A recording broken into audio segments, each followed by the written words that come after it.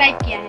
आपने किया क्या? अगर नहीं किया तो कीजिए ना। दादा कल से 3 दिवसीय अधिवेशन है, उसकी क्या तैयारी और क्या कुछ है?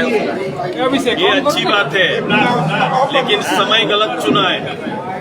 हमेशा वो ऐसे ही करते हैं। इससे पहले भी जब एजेंसी की दबिश पड़ी तो हाउस में बिल लेके आए थे, याद करो।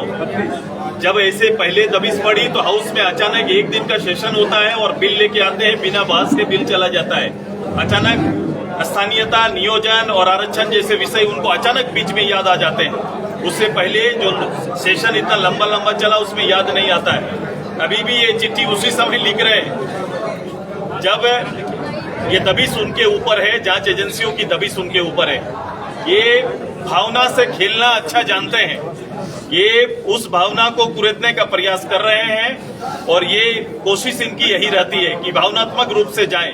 इनको कोई विषय का हल निकालना इनका काम नहीं रहता।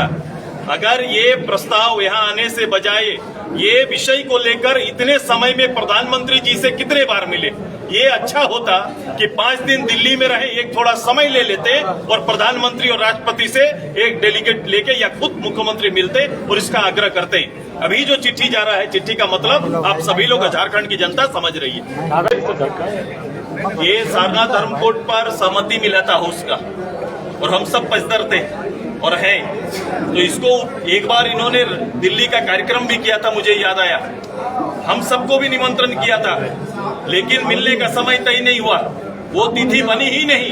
हम सभी लोग दिल्ली में रुके कि इस सामूहिक रूप से जब सर्वदलीय जाने का निर्णय हुआ तो शायद कई दल नहीं थे, लेकिन मैंने कहा कि राजहित में ऐसे विषयों पर आप जब भी दिल्ली हो या कहीं भी जाने का इच्छा रखेंगे तो इस राज्य के हित में हम लोग रहेंगे और मैं था, लेकिन वो समय इन्होंने निश्चित नहीं किया और आज साल बीत गया। निश्चित रूप से महाधिवेशन एक अनुष्ठान की तरह है। महाधिवेशन मैंने कहा कि कोई साधारण दल के अंदर का 3 दिन का कार्यक्रम है ही नहीं। ये पूरा शुद्ध रूप से 2 दिन जो कल प्रारंभ होंगे, जब हम लोग प्रारंभ करेंगे तो ये पूरा 2 दिन के कुछ सेशन बांटे गए हैं। 7 महत्वपूर्ण राज्य के ज्वलंत मुद्दों पर विचार होगा। विचार केवल दल के लोग नहीं करेंगे, बल्कि मैंने जैसे कहा कि गांव से ग्राम सभा उसमें सम्मिलित होगा। इस क्षेत्र में पढ़ने वाले अच्छे इंस्टीट्यूशन के हमारे छात्र छात्राएं भाग लेंगे।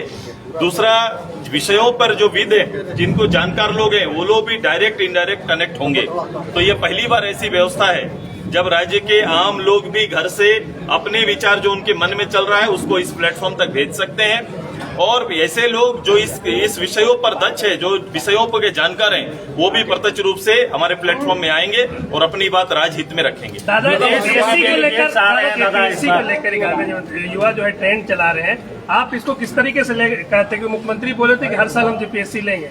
इनका कोई भी काम, कोई भी योजना इस राज्य के नौजवानों के हित में, इस राज्य के आम लोगों के हित में कोई योजना नहीं चाहिए। ये केवल इनका कार्यक्रम चलता है, ये केवल एक बयान से, कुछ प्रचार प्रसार के माध्यम से ये चीजें बहुत अच्छे रूप से घोषणा पत्र में दी हुई थी। इन्होंने कहा था एक भी घोषणा पत्र के लिए एक भी काम को आगे इन्होंने हूबहू नहीं बढ़ाया।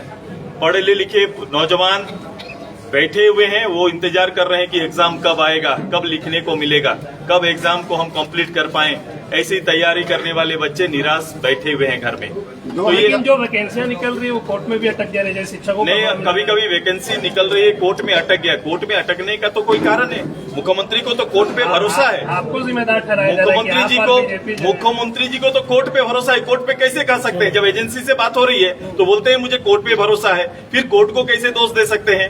इनका प्रस्ताव हम नहीं बनाए, न कोई पार्टी ने बनाया। जब आप वैकेंसी के प्रस्ताव तैयार करते हैं, उसके शर्त तैयार करते हैं, अगर उसमें कोई तकनीकी रूप से, विधान के रूप से कोई कमी रह जाता है, तब जाके कोई कोर्ट किसी विषय को सुनता है। मुख्यमंत्री को 5 सम्मन भेजा गया है, लेकिन अभी तक वो ईडी के सम्मन का जवाब नहीं। मैंने बोला सम्मान करना होगा, सम्मान करना होगा संस्थाओं को, संस्था के प्रमुख लोगों को संस्थाओं का सम्मान करना चाहिए। मैं यही कहूंगा। ठीक है।